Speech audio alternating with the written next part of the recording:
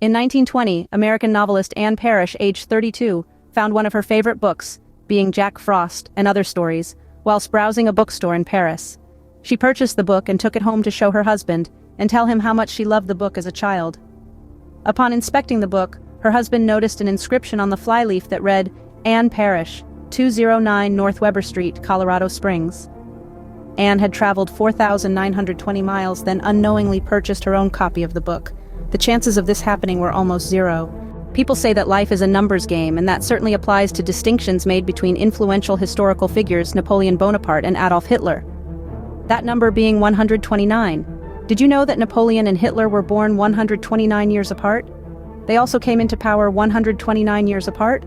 They both declared was on Russia 129 years apart.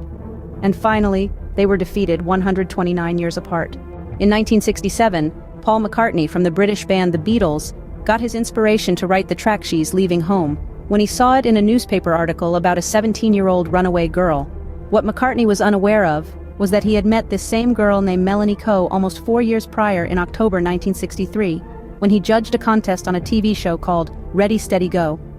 On the show, Melanie was awarded the top prize for her accurate miming to the Brenda Lee track Jump the Broomstick, which led to McCartney presented Coe with an autographed Beatles album.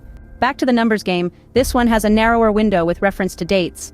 Mahatma Gandhi came to London in 1888, the same year in which Jack the Ripper started his killing spree. Gandhi returned to India in 1891, the same year of Jack's supposed last murder took place. Jack the Ripper's identity was never learned of. So is this a leap too far, or could Mahatma Gandhi be London's infamous serial killer after all? Let me know what you think in the comments. In 1817, a 20-year-old lady named Mary Ashford was murdered as she was returning from a dance during Whit Monday. The crime occurred in Erdington in Birmingham. She had last been seen alive on May 27th. The prime suspect in the case had the surname Thornton, Adrian Thornton to be precise, but he was eventually acquitted. 157 years later, in May 1974, a lady named Barbara Forrest was murdered in Erdington. Barbara was also returning from a dance and was also last seen on May 27th. The primary suspect was also eventually acquitted. His name was Michael, and wait for it, you got it. His last name was also Thornton. Spooky or what?